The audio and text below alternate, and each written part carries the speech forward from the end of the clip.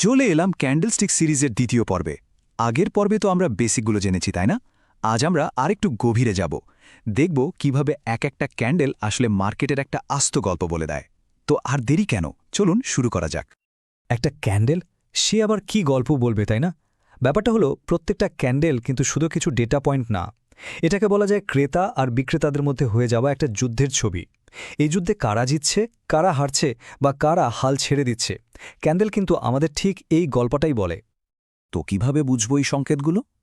এই আলোচনাতে আমরা ঠিক এটাই দেখব যে ক্যান্ডেলস্টিকগুলো কি কি শক্তিশালী চিহ্ন বা ক্লু রেখে যায়, আর এগুলো একবার চিনে ফেলতে পারলেই মার্কেটের সাইকোলজিটা বোঝা অনেক সহজ হয়ে যায়। চলুন প্রথম যে ক্লুটা নিয়ে কথা বলবো সেটা হলো লম্বা শ্যাডো।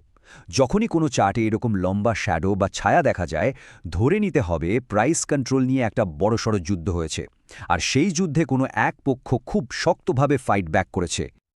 আচ্ছা, শ্যাডো বা ছায়া তো আমরা চিনি, তাই না?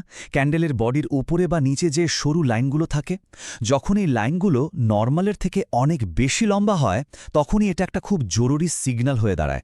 এর মানে হলো ট্রেডিং সেশনের কোনো একটা সময়ে দাম হয়তো অনেক উপরে উঠেছিল বা অনেক নিচে নেমেছিল, কিন্তু অন্য পক্ষ সেটাকে পুরোপুরি রিজেক্ট করে দামটাকে আবার উল্টো দিকে ঠেলে দিয়েছে। এই যে ছবিটা এখানে দেখা যাচ্ছে, এর বাম দিকেরটা খেয়াল করা যাক। এটাকে বলে লং আপার শ্যাডো বা লম্বা ওপরের ছায়া। গল্পটা কি? গল্পটা হলো বায়াররা বা ক্রেতারা দামটাকে অনেক উঁচুতে তোলার চেষ্টা করেছিল, কিন্তু সেলাররা মানে বিক্রেতারা এতটাই পাওয়ারফুল ছিল যে তারা দামটাকে টেনে আবার নিচে নামিয়ে এনেছে, মানে র্যালিটা ফেল করেছে। তো আপার শ্যাডো যেমন সেলারদের পাওয়ার দেখায়, লং লোয়ার শ্যাডো বা লম্বা নিচের ছায়া কিন্তু ঠিক তার উল্টো গল্পটা বলে। এখানে কি হয়েছে? সেলাররা দাম কমানোর জন্য চাপ দিয়েছে, কিন্তু বায়াররা দারুণভাবে কামব্যাক করেছে এবং দামটাকে ঠেলে আবার উপরে নিয়ে গেছে। এটা মার্কেটে বায়ারদের শক্তির একটা পরিষ্কার ইঙ্গিত। আচ্ছা, এবার আসা যাক খুব ইন্টারেস্টিং আর পাওয়ারফুল একটা প্যাটার্নে। নাম হলো ডোজি। লম্বা শ্যাডোতে আমরা দেখছিলাম যে কোনো এক পক্ষ জিতছে, কিন্তু ডোজি মানে হলো মার্কেটে চরম কনফিউশন বা সিদ্ধান্তহীনতা, মানে বায়ার আর সেলারের যুদ্ধটা এখানে ড্র হয়ে গেছে। এই যে এখানে দেখা যাচ্ছে বেশ কয়েক রকমের ডোজি হয়, দেখতে হয়তো একটু আলাদা, কিন্তু মজার ব্যাপার হলো এদের সবার মধ্যে একটা জিনিস কিন্তু কমন। সেটা হলো এদের ওপেনিং আর ক্লোজিং প্রাইস অলমোস্ট একই জায়গায়। মানে দিনের শুরুতে দাম যেখানে ছিল, অনেক টানাটানির পরেও দিন শেষে দাম প্রায় সেখানেই এসে থেমেছে। ওকে, যেহেতু আমরা বুঝলাম যে ডোজি মানেই হলো ইনডিসিশন বা সিদ্ধান্তহীনতা, তো চলুন এই বিভিন্ন ধরনের ইনডিসিশনকে একটু ভেঙে ভেঙে দেখি, কারণ প্রত্যেকটা ডোজি কিন্তু একটু আলাদা গল্প বলে, মার্কেটের সাইকোলজির একটু আলাদা ছবি তুলে ধরে। প্রথমটা হলো লং লেগড ডোজি। এর নাম থেকেই বোঝা যাচ্ছে এর পা দুটো লম্বা, মানে ওপরের আর নিচের শ্যাডো দুটোই বেশ লম্বা। এটা কি বলছে? এটা বলছে যে পুরো সেশন জুড়ে প্রাইস নিয়ে সাংঘাতিক রকম দড়ি টানাটানি হয়েছে। বায়াররা দাম বাড়িয়েছে, সেলাররা কমিয়েছে, কিন্তু দিন শেষে কেউ জেতেনি। এটা হলো চরম কনফিউশনের সিগন্যাল। এরপর যেটা আসছে সেটার নাম ড্র্যাগন ফ্লাই ডোজি। দেখতে অনেকটা ইংরেজি টি অক্ষরের মতো। এর পেছনের গল্পটা কিন্তু দারুণ। সেশনের কোনো এক সময়ে সেলাররা দামটাকে অনেক নিচে নামিয়ে দিয়েছিল, কিন্তু সেখান থেকে বায়াররা এমনভাবে ঘুরে দাঁড়িয়েছে যে দামটাকে টেনে একদম ওপেনিং প্রাইসের কাছে নিয়ে এসেছে। এটা একটা পোটেনশিয়াল বুলিশ সিগন্যাল হতে পারে। আর ড্রাগন ফ্লাই ডোজির একদম উল্টোটা হলো গ্রেভস্টোন ডোজি। এটা দেখতে একটা উল্টো টি এর মতো। এখানে গল্পটা ঠিক অপোজিট।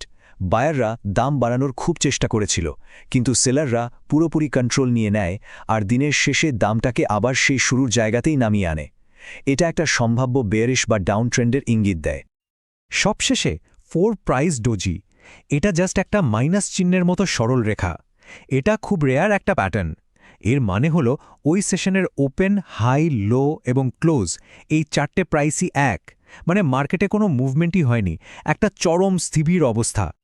তো এই টেবিলে পুরো ব্যাপারটা একবারে সামারি করে দেওয়া আছে।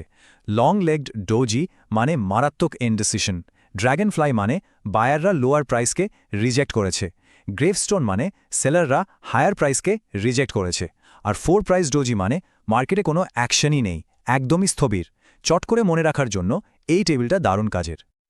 লম্বা শ্যাডো হোক বা বিভিন্ন ধরনের ডোজি, আমরা এতক্ষণ যে প্যাটার্নগুলো দেখলাম সেগুলোর মূল ব্যাপারটা কিন্তু শুধু এদের আকার বা আকৃতি নয়, আসল কথা হলো এগুলো মার্কেটের সাইকোলজি বা মুড বোঝার জন্য একটা দারুণ টুল। কিন্তু একটা কথা একদম পরিষ্কার করে বলে রাখা ভালো, এই প্যাটার্নগুলো কিন্তু কোনো গ্যারান্টি দেয় না যে এরপর মার্কেট উপরে বা নিচে যাবেই। এগুলো হলো শক্তিশালী ক্লু বা সংকেত যা মার্কেটের ভেতরের খবরটা আমাদের জানায়। এগুলো সম্ভাব্য টার্নিং পয়েন্টগুলো খুঁজে বের করতে সাহায্য করে, কিন্তু কোনো নিশ্চয়তা দেয় না। তো শেষ করার আগে একটা প্রশ্ন মাথায় আসছে, যদি এই প্যাটার্নগুলো মার্কেটের ইনডিসিশন বা দ্বিধার কথা বলে, তাহলে আসল প্রশ্নটা হলো এরপর কি? এই দ্বিধাটা যখন ভাঙবে তখন মার্কেট কোন দিকে যাবে? বায়াররা জিতবে নাকি সেলাররা? এটাই তো $1 মিলিয়ন প্রশ্ন, তাই না? একজন ট্রেডারকে সবসময় এই উত্তরটাই খুঁজে বেড়াতে হয়। ধন্যবাদ।